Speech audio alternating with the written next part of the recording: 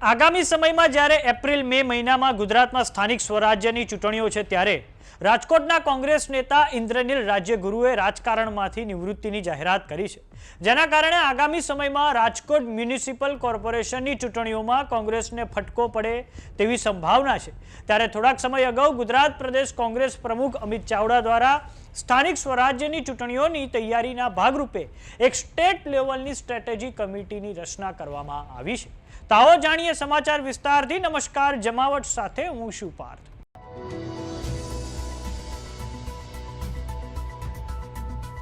સૌરાષ્ટ્રમાં કોંગ્રેસના કદાવર નેતા ઇન્દ્રનીલ રાજ્યગુરુએ રાજકારણમાંથી આજે નિવૃત્તિની જાહેરાત કરી છે, જેનાથી આગામી સમયમાં સ્થાનિક સ્વરાજ્યની ચૂંટણીઓમાં કોંગ્રેસને રાજકોટ શહેરમાં ફટકો પડે તેવી સંભાવના છે। વાત કરી ઇન્દ્રનીલ રાજ્યગુરુની તો તેઓ 2012ના વર્ષમાં સૌપ્રથમવાર કોંગ્રેસમાંથી રાજકોટ પૂર્વ બેઠક પરથી ધારાસભ્ય બન્યા હતા। આ પછી 2017ની વિધાનસભાની ચૂંટણીઓ વખતે રાજકોટ પશ્ચિમ વિધાનસભાની બેઠક પરથી તેઓ લડ્યા હતા, જ્યાં તેઓ પૂર્વ મુખ્યમંત્રી વિજય રૂપાણીની સામે હારી ગયા હતા। અને આ પછી 2022ની વિધાનસભાની ચૂંટણીઓ પહેલા કોંગ્રેસને અલવિદા કહીને આમ આદમી પાર્ટીમાં જોડાયા હતા અને આ પછી તેઓ ફરી કોંગ્રેસમાં પાછા ફર્યા છે અને હવે તેમણે કોંગ્રેસમાંથી નિવૃત્તિની જાહેરાત કરી છે। આમ હવે રાજકોટ મ્યુનિસિપલ કોર્પોરેશનની ચૂંટણીઓમાં કોંગ્રેસને ફટકો પડે તેવી સંભાવના છે।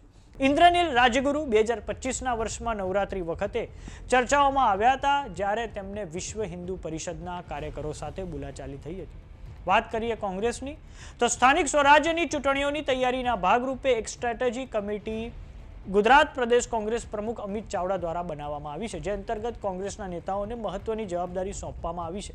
સ્ટ્રેટેજી કમિટીના ચેરમેન તરીકે ભરતસિંહ સોલંકી તેમજ વાઇસ ચેરમેન તરીકે લાલજી દેસાઈની નિમણૂક કરવામાં આવી છે, જ્યારે શક્તિસિંહ ગોહિલને કેમ્પેન કમિટીના ચેરમેન અને પરેશ ધાનાણીને વાઇસ ચેરમેનની જવાબદારી આપવામાં આવી છે। આ ઉપરાંત ઇલેક્શન મેનેજમેન્ટ કમિટીની જવાબદારી સિદ્ધાર્થ પટેલ અને વડગામના ધારાસભ્ય જિગ્નેશ મેવાણીને અને મેનિફેસ્ટો કમિટીના ચેરમેન તરીકે દાણી લીમડાના ધારાસભ્ય શૈલેષ પરમાર તેમજ વાઇસ ચેરમેન તરીકે ઋત્વિક મકવાણાની વરણી કરવામાં આવી છે। જગદીશ ઠાકોરને પ્રોગ્રામ ઇમ્પ્લિમેન્ટેશન કમિટીના ચેરમેન તેમજ ઇન્દ્ર વિજયસિંહ ગોહિલને વાઇસ ચેરમેન, તો ડોક્ટર અમી યાજ્ઞિકને મીડિયા કમિટીના ચેરમેન તેમજ લલિત કગથરાને વાઇસ ચેરમેનની જવાબદારી સોંપવામાં આવી છે। આ ઉપરાંત કાદિરભાઈ પીરજાદાને પબ્લિસિટી કમિટીના ચેરમેન તેમજ વાંસદાના ધારાસભ્ય અનંત પટેલને વાઇસ ચેરમેન તરીકેની નિયુક્તિ કરવામાં આવી છે।